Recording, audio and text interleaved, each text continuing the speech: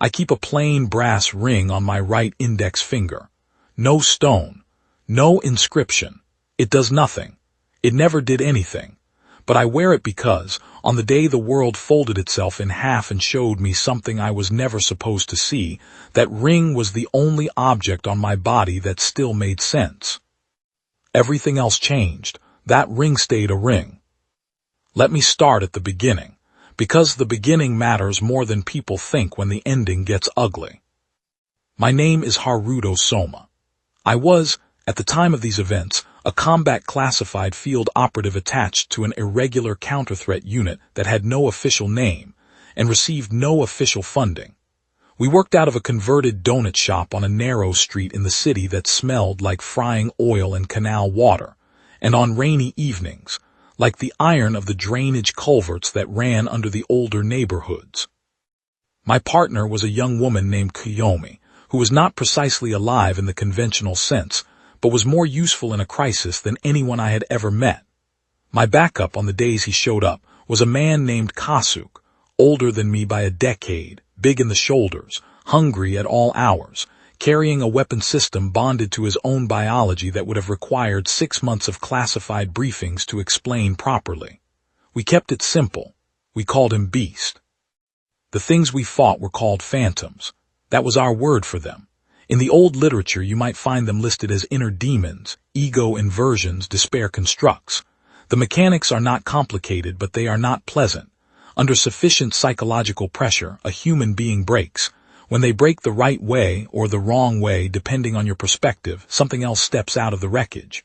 Larger, colder, wearing the old person's face for a little while before it stops bothering. The phantoms fed on the same despair that had created them.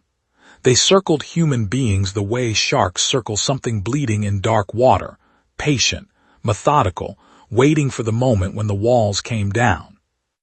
My job was to stop them from getting that moment. I did it with a driver unit locked around my left wrist, and a set of specialized rings loaded with encoded energy, fire, water, wind, earth, and several more exotic combinations that I had developed over time through trial and painful error. The driver was not technology in any sense a civilian would recognize. It was older than that. It was a compact with something I had survived when I should not have, a bargain made in the dark between my will to continue and a force I have never been able to name cleanly. I called the transformation state Wizard. The name came from somewhere in the mythology of my family history, passed down with the kind of vagueness that things get passed down with when the people who understood them are gone. It was as good a name as any, better than most. What I could not do in that transformation state was feel the thing that the phantoms fed on. I had already been broken. Whatever grief engine runs in normal human beings and produces despair on demand, mine was gone. Burned out in the original incident that had made me what I was. The details of that incident are their own story and not this one. The relevant fact is that I did not feel hope in the desperate clinging sense. I did not feel despair in the collapsing sense. I felt the job. I felt forward motion. I felt the cost of things after they were paid and not before, which is not the same as being immune to cost. I paid them all. I simply paid them looking forward rather than down. The phantoms knew this about me. The more sophisticated ones, the generals, the ones who had been operating long enough to develop real tactical intelligence, they worked around it. They stopped trying to crack me directly. They went after the people around me instead, because despair is not always personal. Sometimes it is vicarious. Sometimes it is the specific grief of watching someone you are responsible for suffer something you cannot prevent. They had come close with that approach, several times. That should be context enough. Now the night it started. The night it started, I was on a rooftop across a service street from a water tower, and there was a figure in gold standing at the top of it. Not gold like jewelry. Gold like something old and wrong had been hammered into the approximate shape of a man, and then fitted with a helmet that reflected the city lights in ways that made my eyes feel like they were sliding off the surface. It was using Kiyomi as a component in something. She was suspended inside a ring of luminescent runes 3 meters off the tower platform, unconscious or close to it, her internal energy being drawn out in threads and fed into whatever structure the golden figure was building in the air above her. The runes were large and active and rotating, pulling ambient mana from the atmosphere in volumes I had not seen anything pull before. The structure they were feeding grew as I watched, a geometric lattice, recursive, each new layer building on the previous one, with the speed of something that had been very carefully pre-computed. I went in hard and fast, and it made no difference at all. The golden figure was not a phantom. It occupied some third category I did not have a name for and had not encountered before. Every attack I ran at it, it stepped around with the efficiency of something that had already seen this fight happen, not a prediction, not reflexes, something stranger. Like it had been given the script. Like it was walking through a scene it had memorized. I broke 2 ribs on a counterattack I did not see coming. I got back up. I hit the figure with a fire ring at close range and produced a burst that should have been incapacitating. It rotated slightly and let the fire pass. I went to the wind ring. I went to the earth ring. The figure watched me the way you watch something tiresome that will eventually stop on its own. Then it completed the ritual. The rune structure above the water tower collapsed inward and expanded outward in the same instant. Not an explosion, not a shockwave, something that I am going to call a fold because that is the closest physical analogy I can construct. The geometry of the space we were standing in folded, not violently, almost gently, the way a piece of paper folds when you press it along a crease that was always there. The specific color of light that accompanied it is not a color I can describe accurately, because it occupied a part of the spectrum that human visual systems are not calibrated to register directly, prismatic, rainbow-adjacent, more felt than seen, pressing against the inside of the eyes like a memory you cannot locate. It was the last thing I saw before the world came apart around me. And then I was somewhere else. The first thing I noticed was the air. It tasted different. Cleaner in the specific way that deliberately managed environments sometimes seem clean, not because they are pure but because they have been intentional. Every breath had a weight to it, a faint pressure against the lungs, the way high altitude affects breathing but inverted, not thinner but denser. The ambient mana was extraordinary. Back home, ambient mana was a residue, something thin and dispersed that you had to draw out carefully over time, the way you draw water from shale. Here it hung in the atmosphere like humidity before a major storm. It pressed against the skin. It filled the sinuses. The driver unit on my wrist buzzed and then went silent, a single alert tone, and I understood before I had consciously processed it that the local mana signature was entirely foreign to my system. I was standing on a cobbled street. The street had buildings on both sides, and every surface of every building was covered in inscription. Not graffiti, not decoration. Functional runes, active runes, channels and conduits and storage matrices built directly into the stone and plaster and timber of the structures, layered over decades or centuries, maintained and updated living infrastructure.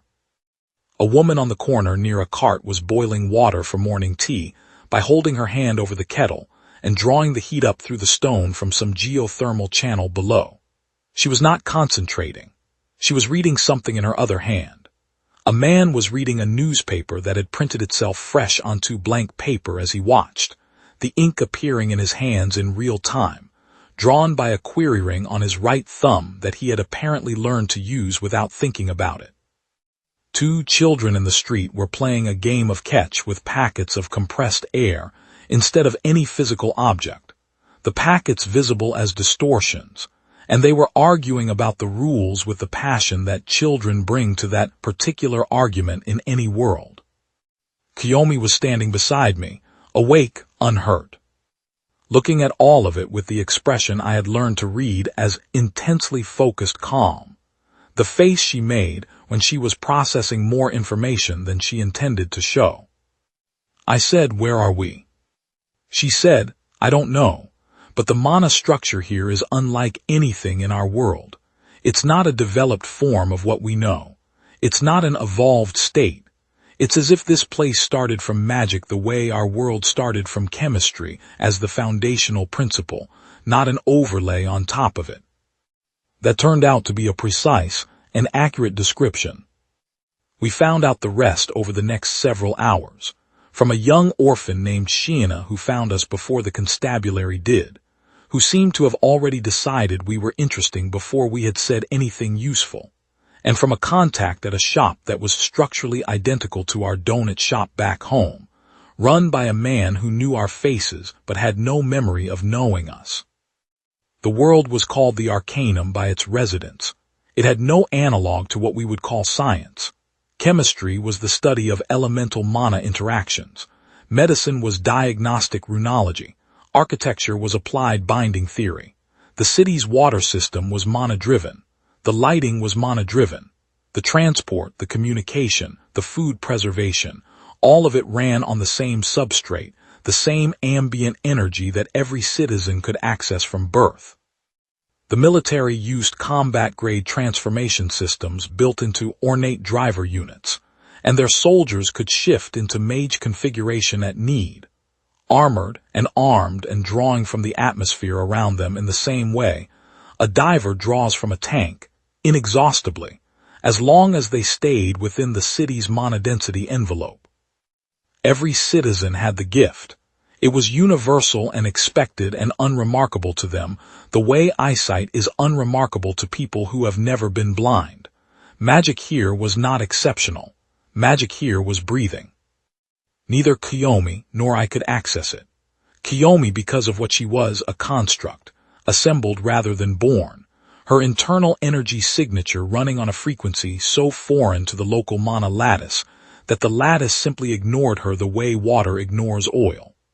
Me because of what I was, the compact in my driver was locked to a different frequency entirely, calibrated to the signature of my home dimension's mana, and in this place it would not sync. The driver read the local atmosphere, found nothing recognizable, and powered down to standby. The rings registered the ambient energy, found nothing they could process, and went inert. I had a sidearm, a fixed blade, a basic trauma kit in the inside pocket of my jacket, and whatever I could figure out from what was around me. It was not the first time I had operated in a resource-constrained environment. It was the most extreme version of that environment I had ever encountered, by a significant margin. The constabulary found us on the second day. A captain named Rinko, who had our Rinko's face and her bearing and her professional sharpness, and none of her history with us, which was a specific kind of disorientation I had not been prepared for, arrested us with brisk courtesy, confirmed that we carried no local identification and could not demonstrate any mana use capability, and brought us before Emperor Maya. Maya was young, younger than I had expected behind that much gilded furniture. He had dark eyes that moved fast, taking in information and processing it at a speed that his face did not reveal. The face was very still, the stillness of someone who has been performing calm for so long that the performance has become structural, not a mask exactly, more like a wall that has been there long enough to be load-bearing. He listened to our explanation without interrupting. He asked 3 precise questions. He was not unkind. He had us released into the city's custody, assigned us a liaison, and provided temporary quarters in a building 2 streets from the palace that had apparently served this function before for persons of unclear origin or allegiance. The liaison's name was, in this dimension, a version of Shunpei. Our Shunpei was earnest in a way that could be inconvenient but was fundamentally reliable when things went bad. This world's version had that same quality underneath a slightly different surface, a little more worldly, a little more cautious, but the same core. He looked at us when we were alone, and he looked at me in particular, at the non-magical man from another dimension, with an expression I can only describe as delighted vindication. As if my existence confirmed something he had quietly maintained against popular skepticism and was now permitted to feel good about. He said, "I always said other worlds were possible." I said, "I'm glad you were right." He said, are all the people in your world like you, without magic? I said, most of them. He said nothing for a moment. He was thinking something through. He said, and you fight the phantoms anyway? I said, yes. He said, how? I said carefully. He smiled. It was the same smile as our Shunpei's.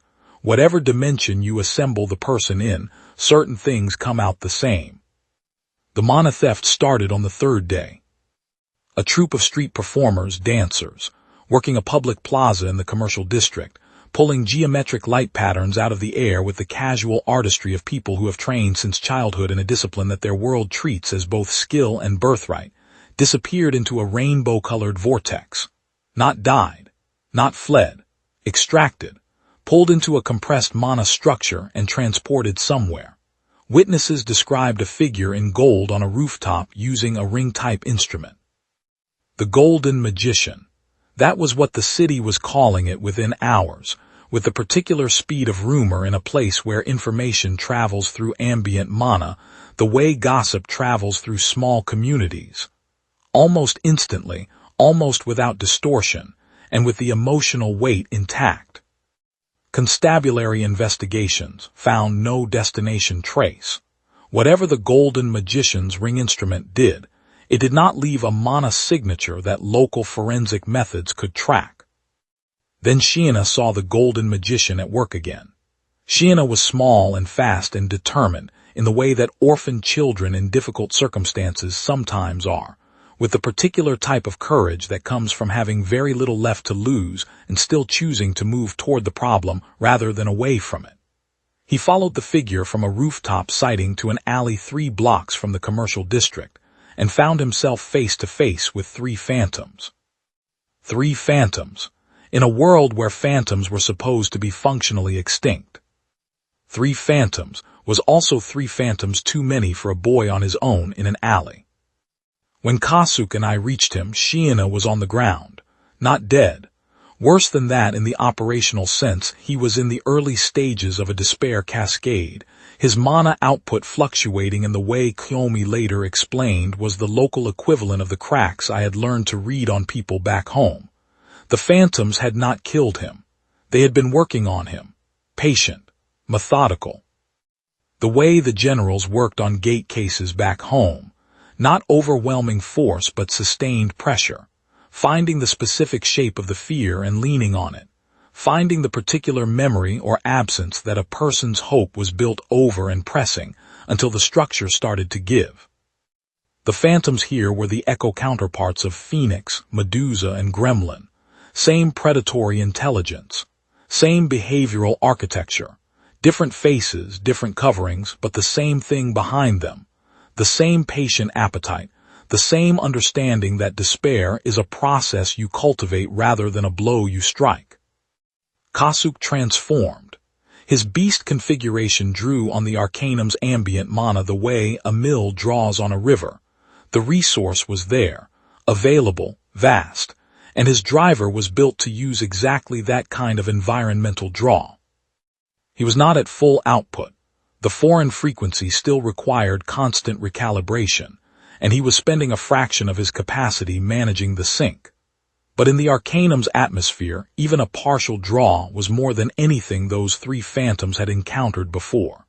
He hit them with the specific efficiency of someone who has fought this class of opponent many times and knows exactly where to apply force to end the engagement quickly. I pulled Shiina clear of the center of it. He was conscious. That was the important thing. His eyes were tracking and his hands were moving, and when I got him behind cover and put my back to the alley wall and said his name, he responded. But there was something in his face that I recognized, a quality that I associated with people who had been pushed close to the edge, and were now standing on the near side of it looking down, and understanding the dimensions of the drop for the first time. I said, listen to me. He said, they were showing me things. I said, I know, that's what they do. He said, things about being alone, about people leaving, about he stopped. I said, you don't have to tell me what they showed you. I need you to do something harder than telling me. I need you to hear what I'm about to say and hold it in front of whatever they showed you and let it be bigger. He looked at me. His face was pale and his hands were not steady, but his eyes were present. I said, you followed that figure onto a rooftop because someone needed to know what was happening and you were the only one in position to find out.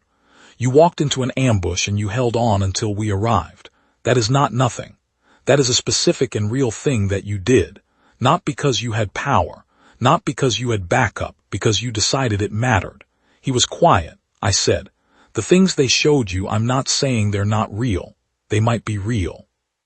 What I'm saying is that a person who does what you just did is not someone whose story ends in an alley with a phantom's hands on them. You don't get to make that decision for your story right now. I'm in it.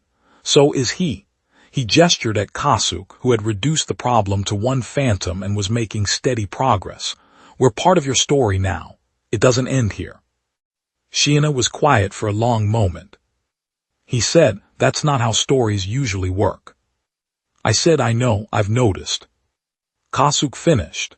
He came back breathing hard, transformation cycling down, pulling a piece of flatbread from somewhere in his jacket configuration, and eating it while he assessed Shiina with his eyes. He said, how close? I said, close enough that we need to go in. Kasuk looked at me. He said, you mean the underworld? I said, yes. He said, you don't have your rings. I said, you do. Your draw is working here. He considered that.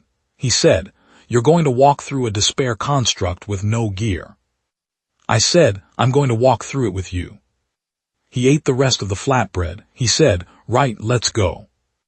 Going into the underworld, the internal space that forms around a person in a despair cascade, the architecture of their specific fear, required a mana entry point.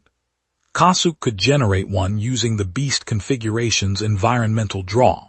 What it produced was less a doorway and more a quality of the space around Shiina that shifted, the air becoming more intentional, the shadows acquiring depth that went further than physics permitted.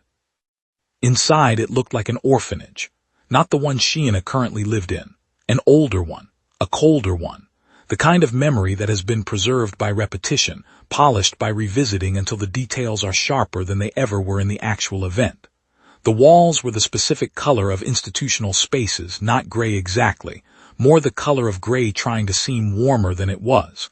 The floors were stone. The windows had bars on them, and through the bars there was nothing but more dark. In the center of the space, tied in the recursive binding structure that phantoms use to anchor themselves to their host's despair, was an Ouroboros, a serpent construct eating its own tail, the local form of Shiina's inner phantom. It was the despair made architectural, the endless repetition of abandonment, the circular logic that says, people leave because you are worth leaving, and you are worth leaving because people leave. I did not fight it. I could not fight it. I had nothing it could register as a threat. Kasuk fought it. He fought it with the controlled ferocity of someone who has done this many times and knows that the goal is not to destroy the thing but to break its hold, to cut the binding structures faster than they can reform, to interrupt the recursive logic that keeps the host in the cascade. He was precise about it. Efficient. The beast configuration's energy worked differently in the underworld than it did in open air, more focused, less draw-dependent, and he used that difference. I stood at Shiina's side in the architecture of the boy's worst memory, and I said, none of this is permanent. You know that, right? Memories are permanent. This, the weight of them, the way they decide things for you without asking, that's not permanent. That can be worked on. He said from somewhere far down in the cascade, I don't know how to work on it. I said, you start by surviving this. That's the first step. Every other step comes after. The Ouroboros broke. The binding structures collapsed in sequence. The underworld dissolved the way these things dissolve when the anchor is cut, not with drama, just a gradual lightening, the institutional walls losing their solidity, the barred windows losing their dark, the cold lifting until the space was simply air again, and we were in an alley in the Arcanum with Shiina sitting up and breathing. He sat for a moment, then he said, you went in there with nothing. I said I had something. He said, what? I said, I've been in enough of those places to know the geography. You don't need a weapon to navigate familiar territory. He looked at me for a while. He said, you've been inside one of those, your own. I said a long time ago, yes. He said nothing else. He got up.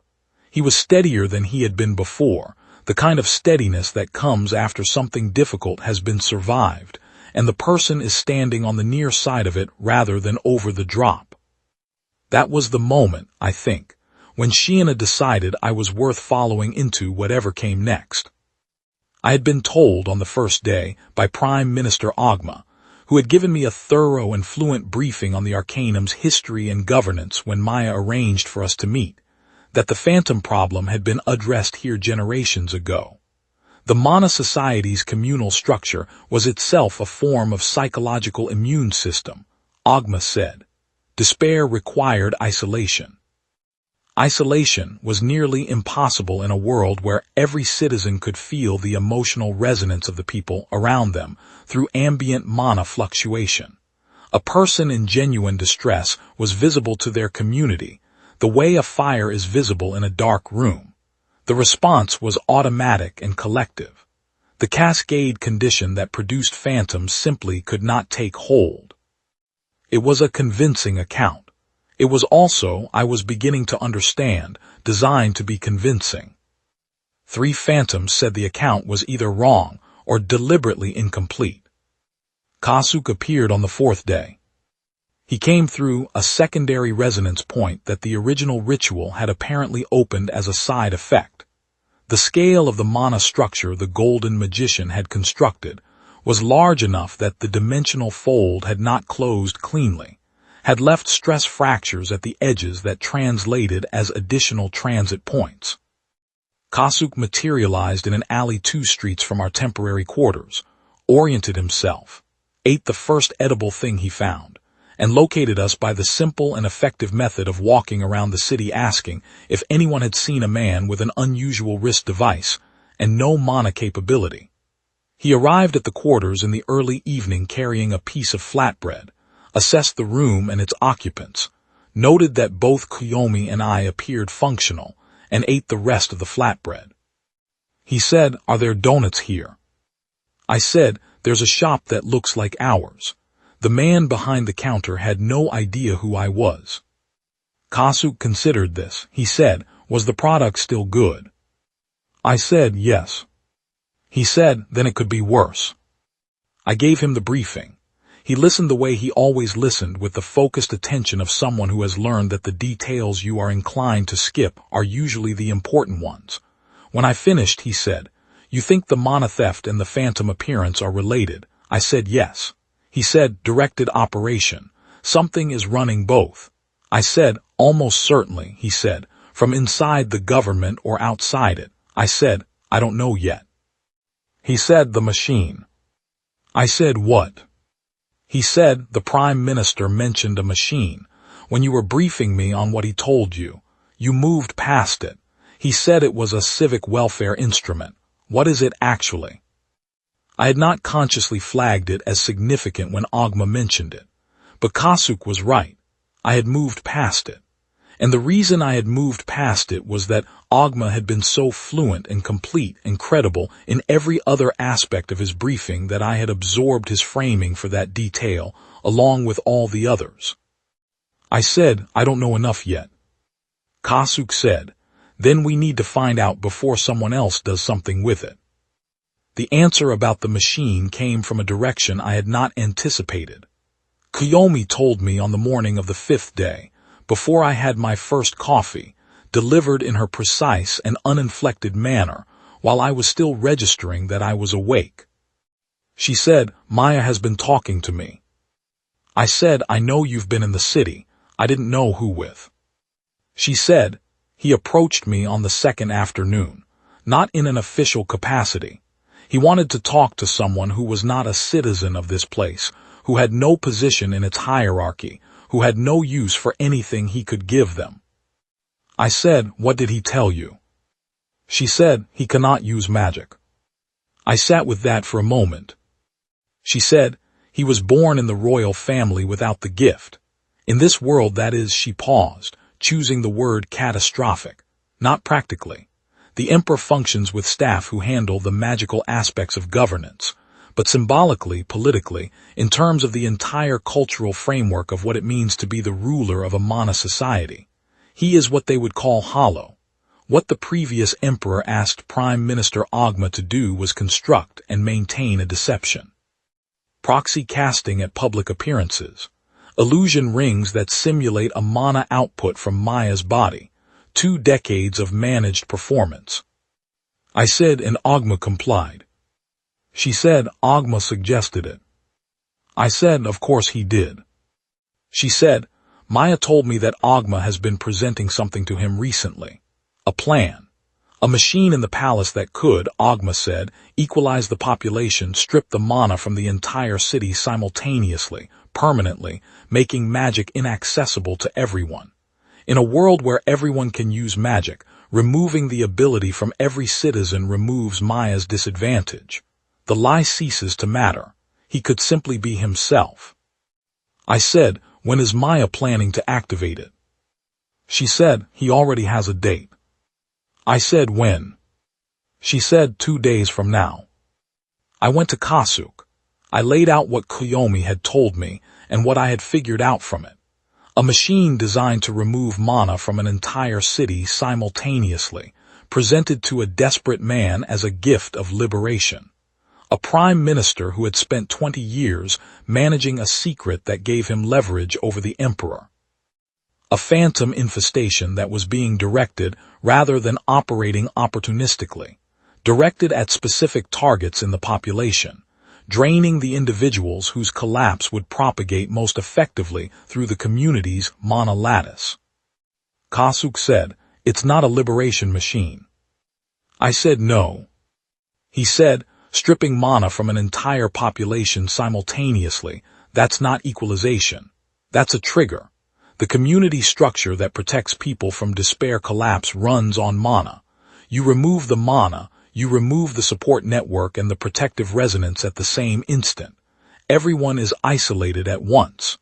The phantom seeds that the directed campaign has been planting, every one of those people is already primed.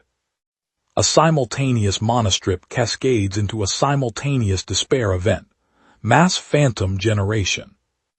I said, in the richest mana environment in any dimension I've ever operated in. Kasuk was quiet for a moment. He said, how many phantoms? I said, everyone in the city who has a seed and no support. He said, that's a lot of phantoms. I said, yes. He said, what does Ogma get from that? I said, I don't know yet. Power. A foothold. A dimensional breach on a scale that dwarfs what happened to us. Whatever a phantom-class entity wants from a civilizational despair harvest, Ogma gets it from this.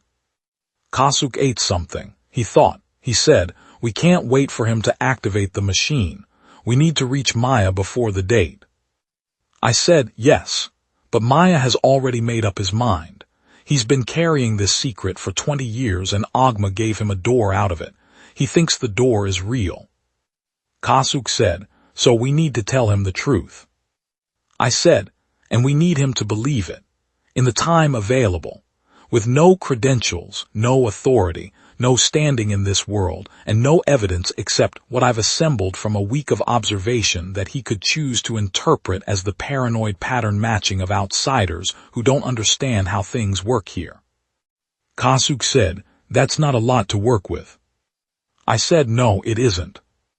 We went in through a maintenance corridor that Shunpei knew about. He had decided, after sitting with it for an afternoon, that he was going to help us. He said nothing elaborate about it. He just said, I'll show you the way in, and he did, and we did not discuss what it might cost him if we were wrong.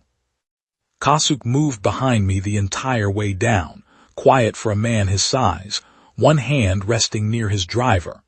The palace's interior was built on mana flow principles, which meant the geometry was unlike any structure I had worked in before. Corridors curved. Intersections were not right-angled.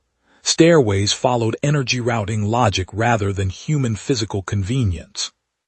The rune inscriptions on the walls were active, densely layered, bright in the deep interior, the maintenance frequencies of a civilization's infrastructure cycling through their constant work. I could feel them against my skin as pressure, as radiance, as a quality of the air that was not heat but resembled it.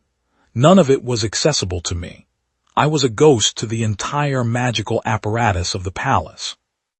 I walked through it the way water walks through stone, displacing nothing, interacting with nothing, simply moving.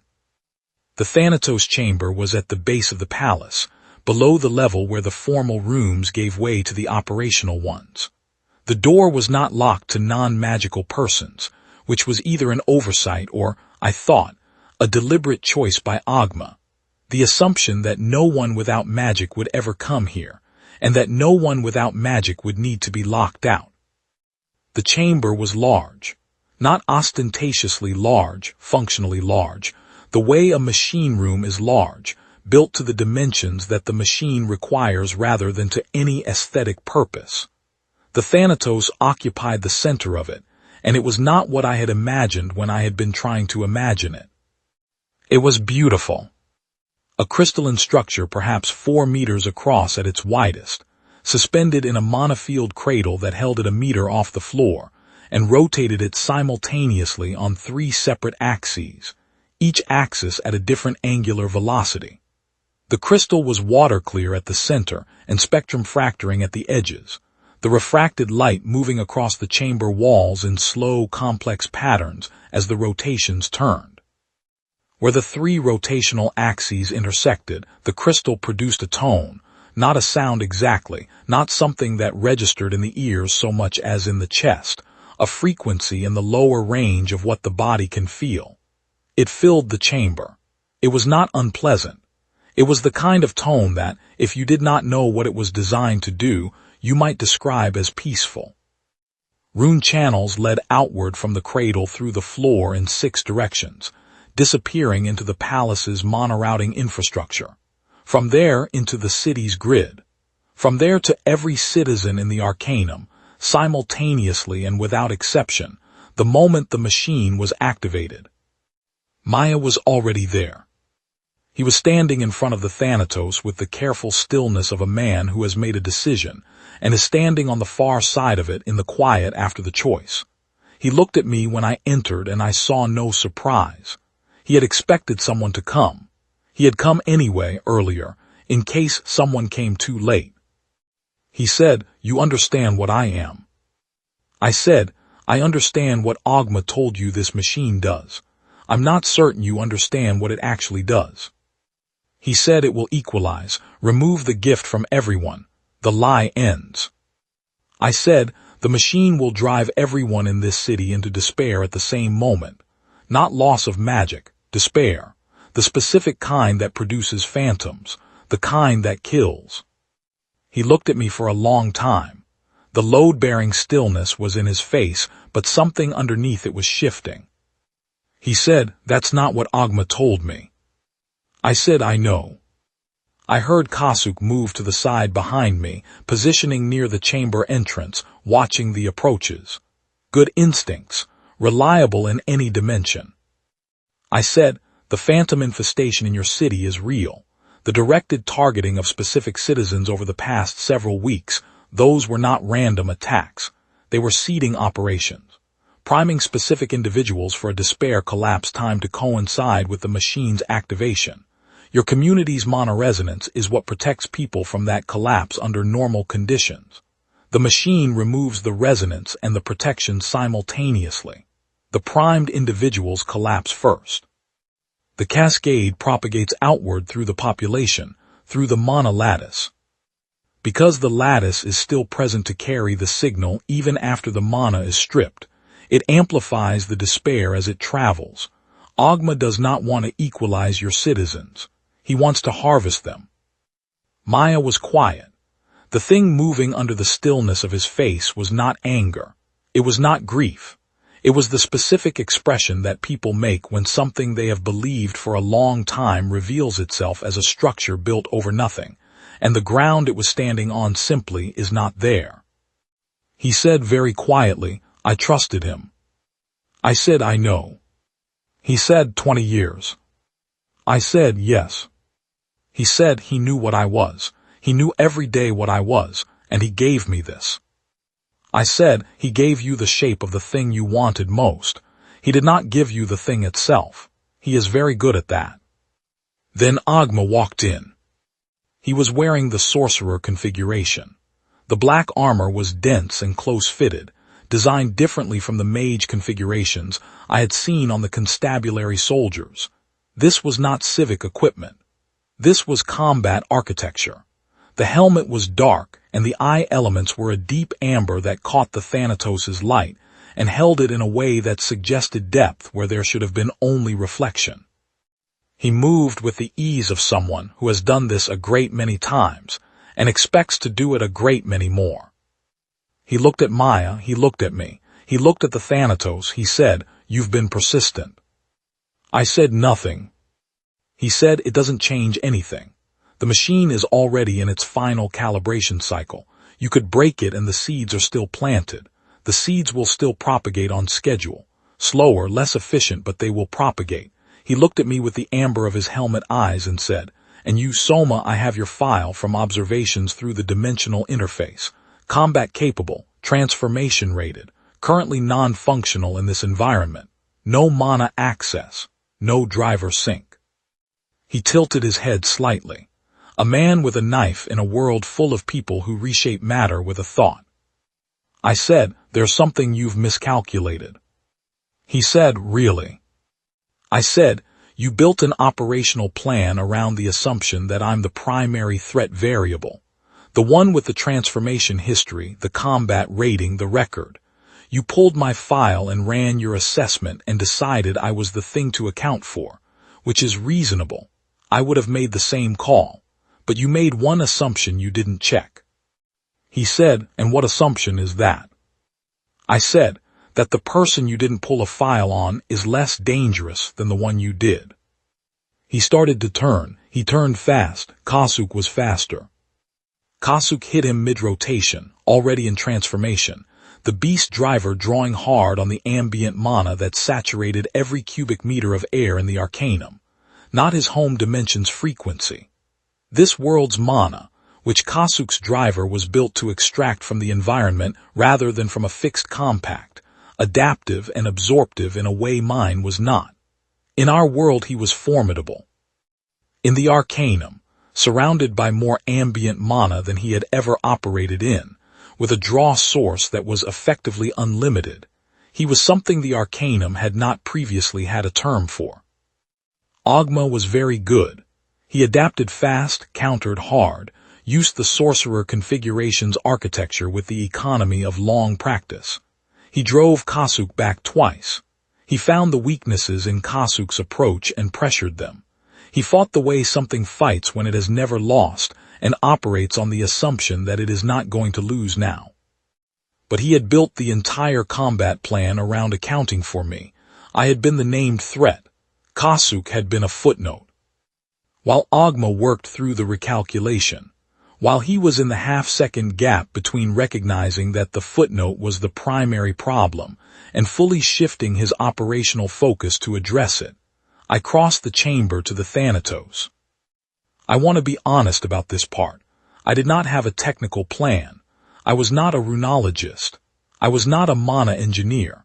I had no education in crystal resonance or rotation calibration or any of the arcane disciplines that the Arcanum citizens spent careers mastering. What I had was approximately 15 seconds of focused observation of the machine structure, a basic understanding of what it was designed to do, and the reasoning that a machine built to push something in a specific direction will have that direction encoded in its physical orientation, and that changing the orientation will change the output or interrupt it entirely. The Thanatos was suspended in a monofield cradle. The cradle was designed to exclude material contact. It would push away anyone who reached into it, using the mana signature of their body as the interaction surface. It would push away anyone who had a mana signature. I had no mana signature. The local lattice could not read me. The cradle had nothing to push against. I reached into the field and took hold of the outermost rotation ring, and I stopped it. The tone changed. It moved through 3 distinct pitches on its way toward silence. The third pitch was lower than anything I had felt before, a frequency that bypassed the chest entirely and resonated somewhere more central, and the driver on my wrist, dead, inert, cold since the moment we arrived in this dimension, buzzed once. Then came online. Not fully, not cleanly, a partial sync, reading the collapsed mana of a disrupted machine in a foreign dimension through the resonance of the frequency overlap, drawing from the energy released as the Thanatos' internal structure began to fail. 4 seconds, maybe 5, of partial operational capacity. The flame ring was under my thumb. I did not have to look. I loaded it and hit the activation point. Fire, in Wizard's configuration, is not conventional combustion. It is a focused discharge of mana at a specific frequency that disrupts the coherence of whatever structure it contacts. I ran the discharge into the center of the Thanatos crystal along the axis where all 3 rotation planes intersected. The crystal cracked down the center, a single clean fracture line running from apex to base, the internal structure depressurizing through it as the mana that had been stored under rotation-induced compression dispersed outward in a warm pulse. The pulse was gentle against my skin. The driver read it as an enormous energy release and shut down in self-protection. The cradle collapsed. The Thanatos dropped 30 centimeters to the floor and sat there, fractured, its tone silenced, the rune channels running from it suddenly carrying nothing. The driver went cold. I was back to being a man with a fixed blade. Ogma's reaction was not pain. It was not surprise. It was something I had seen before in operational contexts, the specific sound and posture of a thing that has invested everything in a single outcome and watched that outcome become structurally impossible. A kind of stripped, raw fury that has nowhere to put itself because the object of it is already gone. He threw Kasuk into the chamber wall. Kasuk hit hard and dropped. He was up again in 4 seconds because that is what Kasuk does, but he was moving slower, one side of his transformation flickering, the driver managing damage. Ogma came at me. Not toward the machine, toward Maya, and I was between them. Because Maya was at the control interface and Maya was breaking. 20 years of a lie, revealed in real time, revealed by the man he had trusted to carry it with him. And the Thanatos was gone, but the ambient mana of the Arcanum was not gone, and a phantom of Ogma's capability did not need the machine to use one person's breaking point as a seed. He needed Maya in despair. Maya was close. I put myself between Ogma and Maya. Ogma stopped. He read the configuration. He said, "You have nothing. No transformation, no rings that work in this world. You are a man standing in front of me." I said, "Yes." He said, "Step aside." I said, "No." He said, "I will go through you." I said, "Then you'll spend the time it takes to do that. And Kasuk is getting back up behind you. And Maya is hearing every word of this and making a decision about who he believes. You can have me or you can have him. You can't have both fast enough to keep the operation viable." He hit me. A monowave impact, force without physical contact, the kind that hits mass directly.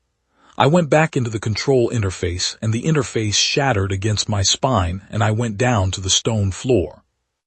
I got up. He looked at me with the amber of his helmet eyes, and this time the expression was not contempt. It was not anger. It was something closer to genuine confusion, the look of something that has applied correct force to produce an expected result and is receiving incorrect data. He hit me again, harder. I went into the wall this time. The cold stone against my face, the left side, and something warm that was not ambient mana. I got up. He said, "Why, it's pointless. You're not stopping anything by doing this." I said, "Maya is behind me and you need to reach him and I'm still in the way. That's enough of a reason." He said, "You'll die here." I said, "I've been in this position before, further along the road than this. I'm still here." Behind me I heard Maya speak, quietly to himself or to no one or to the space where a 20-year lie had been standing until it was removed. He said, "I wanted to be free of it. I just wanted to be free of it." I said without turning, "I know, that's not a small thing what was done to you. Wanting free of it is not the problem. He used that wanting, that's not your failure." Ogma looked past me at Maya. He did the calculation. He looked at the broken Thanatos. He looked at Kasuk, who was upright and rebuilding, the driver cycling back with a sound like something under load. He looked at me, at the floor, at my hands that were empty of anything useful. He made the decision. The sorcerer configuration dropped inward, and what remained was the Drake Phantom, the thing that had been born when the original Prime Minister Ogma had broken 2 decades ago under the weight of a different despair entirely. Black and gold, wings like blades, moving the way nightmares move when you are nearly aware that you can choose to end them. It hit the ceiling and was through a prepared exit aperture and gone before Kasuk had crossed half the chamber. I stood in the wreckage of the Thanatos chamber and breathed. Kasuk put his hand on my shoulder. He said, "You're bleeding." I said, "I know." He said, "How bad?" I said, "Not bad enough to matter right now." He said, "You're sure?" I said, "Yes." He said nothing else. He let go of my shoulder and I turned around. Maya was still standing at the broken interface. The load-bearing stillness was gone from his face. What was there instead was something rawer and harder and more real, the face of a person who has been handed the truth after a long time with the lie and is learning the dimensions of the room it leaves behind. He was looking at the fractured crystal of the Thanatos, at the dispersing mana that was drifting through the rune channels and out into the walls, dissolving into the city's ambient lattice like salt into water. He said, "You could have died for someone who isn't from your world." I said, "That's not how I make the calculation." He said, "How do you make it?" I said, "There's a person who needs someone to stand in front of something. I can stand there. Whether the world is mine or not doesn't change what the person needs." He was quiet for a long time. He said, "I can't use magic. In this world, that means something I don't know how to undo." I said, "In my world, most of us can't. We make do with what we have. Sometimes what we have is enough." I left him with that. Kasuk needed assessment. The drive cycling damage from the extended fight was going to compound if he pushed it. And there were people waiting outside the palace who needed to know the machine was gone and Ogma was temporarily displaced, and the city was, for the moment, intact. Rinko took the report with her professional precision. Shunpei held himself together until he was sure Kasuk was mobile and then sat down heavily on the palace steps and breathed. Kiyomi stood at the edge of the plaza and watched the city for a while, reading the ambient mana the way she reads things thoroughly, without hurry. Shiina sat down next to me on the steps. He said, "Did you win?" I said, "We interrupted. That's different from winning." He said, "Is Ogma going to come back?" I said, "Probably. Things like Ogma don't stop because one operation failed. He'll reassess and rebuild and come at this from a different angle.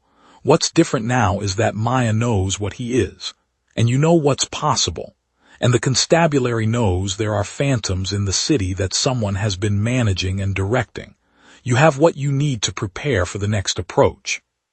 He said, "What if the next approach is worse?" I said, "Then you'll need to be more ready for it than you are now." He said, "That's not very reassuring." I said, "No, but it's true, and you're old enough to be worth telling the truth to." He looked at me sideways. He said, "How old do you think I am?" I said, "Old enough." He almost smiled. The world fold reversed 6 hours before dawn. I do not know the precise mechanism. Something in the original ritual's architecture, a time limit, or a mana budget that the Thanatos' destruction had exhausted, or a structural consequence of the dimensional stress fractures closing as the residual energy of the fold dissipated. The driver registered it as a dimensional proximity event before I consciously perceived anything. I was in the temporary quarters, not sleeping, reviewing what I had pieced together about the Golden Magician's operational history. The rooftop, the ritual, the use of Kiyomi as a component, the specific ring instrument used to create the fold. I was building a profile of something I did not understand yet and was going to need to understand soon. The driver buzzed, hard, twice, the kind of signal it used for events it needed me to act on immediately. I took Kiyomi's hand and we ran. The rift was in the plaza where we had arrived. A seam in the air, vertical, 2 meters tall, prismatic at the edges, leaking the not-quite color of the original fold in slow pulses. It had sound this time barely below the threshold of conscious hearing, a harmonic that I felt in the back of the jaw more than in the ears. Kasuk was already there, moving carefully, his transformation wrapped in an inhibitor brace that Rinko had pulled from the constabulary medical stores. Shunpei was there. So was Shiina. Rinko stood to the side with the expression of a professional managing the competing impulses of her training, and something more personal. Shunpei said, "I want to say something before you go." I said, "We have maybe 4 minutes before this closes." He said, "I know." He looked at me steadily. He said, "I've spent a lot of years telling people that other worlds were possible, that there were people out there who were different from us, who worked differently, who might have found other ways through problems we consider solved. Most people found that amusing. Some found it irritating." He paused. He said, "You came here with nothing, no magic, no standing, no reason to stay and fight for a world you had no connection to. And you stayed, and you fought. And the reason you stayed and fought had nothing to do with power or strategy. It had to do with a person who needed someone in front of something." He looked at the brass ring on my finger. He said, "I just wanted you to know that I'll remember that, for whatever it's worth." I looked at this version of someone I knew, standing in a world I was being folded out of, saying something I had not expected and did not have a clean answer for. I said, "You were solid backup. In any dimension, that's not a small thing either." He nodded. The rift pulsed. We went through. The city on the other side was my city. Frying oil and canal water and rain, real rain, not the ambient mana moisture of the Arcanum, but iron and concrete, and the specific wet smell of a city that has had rain for 3 days and is tired of it. Kasuk inhaled and said, "I miss that smell." I said, "I didn't know you were sentimental." He said, "I'm very sentimental. I'm also hungry." He paused. He said, "Please tell me the shop is open." The shop was open. The old man behind the counter looked at the 3 of us, Kasuk's inhibitor brace. The blood dried on the left side of my face. Kiyomi's focused calm expression that in context probably read as unsettling, and said about making coffee without asking any questions, which was one of the things I had always valued about him. Kasuk ate donuts. Rinko, our Rinko, came in off an overnight shift at some point and sat down and listened, and asked the kind of sharp, clean questions that told me she had already understood the shape of most of it and was filling in the specific gaps. Kiyomi sat at the counter and worked through the intelligence summary I had drafted in the transit. I sat at the far end with my coffee, and I thought about the Arcanum. The phantoms were still there. Ogma had retreated but not been destroyed. The harvest operation had been interrupted at cost, but the directional infrastructure of it, the knowledge of how to run a despair-seeding campaign through a monoresonant population, was still with him. He would rebuild. The things that operate on that timescale always rebuild. The question was not whether he would try again, but how long Maya's warning had bought, and whether the Arcanum's constabulary could develop countermeasures in that window. Maya knew the truth now. He knew what the machine had been and what Ogma was, and he knew that someone had put their body in front of him for no tactical reason and no operational benefit, simply because the person behind needed protecting and the person in front was available. What he did with that knowledge was his decision. It was not mine to make for him. And Sheena was still there. Sheena, who had run toward trouble 3 separate times in the same week, who had followed a golden figure onto a rooftop and into a monster's company because someone needed to know what was happening, who had sat on cold steps at the end of a hard night and thought seriously about a world without magic, and concluded that the choice to show up for someone was worth something regardless of the substrate it ran on. I don't do hope. I have made my peace with that. The machinery for it is gone, and I have long since stopped mourning it. But there is something that is not hope and is also not its absence, something that simply recognizes that the situation contains better possibilities than the worst case, that the people inside it are capable of choosing those possibilities, that the work you did bought them the space to do that choosing. The job is the reason to move. The people behind you are the reason to stay in front of something when you have no other reason left. That has always been true. It was true in another dimension.